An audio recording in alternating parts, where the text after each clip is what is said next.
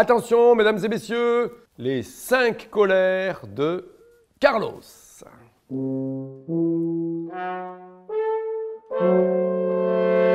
Cinq raisons, c'est beaucoup. Et Carlos, il en avait 5.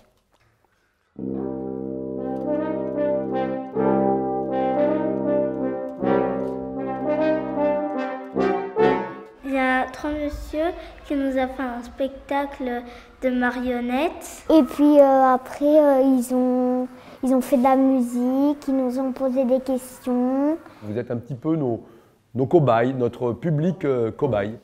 Ne sachant pas vraiment comment on payait une sorcière, il ajouta quelques morceaux de chocolat et sans oublier ses 5 colères, il sortit de la chambre. Alors c'est qui, Carlos?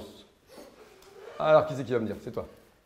Je leur ai dit si c'était bien, si la musique elle était bien, s'ils ont bien raconté l'histoire.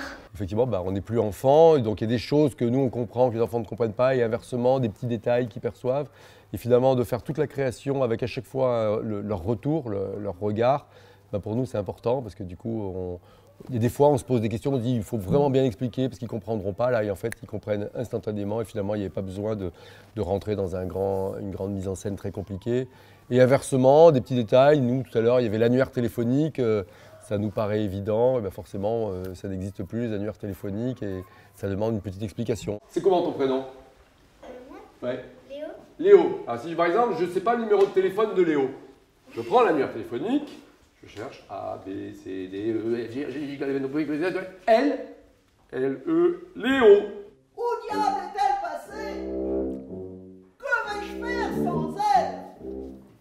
As-tu perdu ta baguette? Demanda Carlos. Non! J'ai perdu ma verrue! Mon affreuse verrue!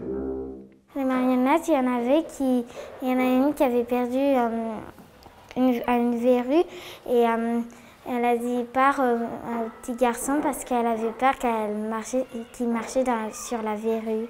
La raison 3, c'est parce que sa petite sœur lui a cassé son tracteur préféré. Eh oui, ça c'est grave. C'est l'occasion de parler avec les artistes pour les enfants, puis de découvrir qu'un spectacle, ça se prépare sur la longueur aussi, qu'il y a un travail d'écriture, de réécriture, de test auprès des enfants. Et puis là, de voir la dimension musique, théâtre, avec les petites marionnettes, de comprendre qu'un jour, il y a un personnage qui existe et puis le lendemain, il y en a un autre qu'on a ajouté. Voilà, les enfants, ils voient des spectacles aboutis d'habitude quand ils en voient. Et là, il y a toute la partie création. Peut-être c'est Carlos, ça c'est une sorcière, Barberu a priori.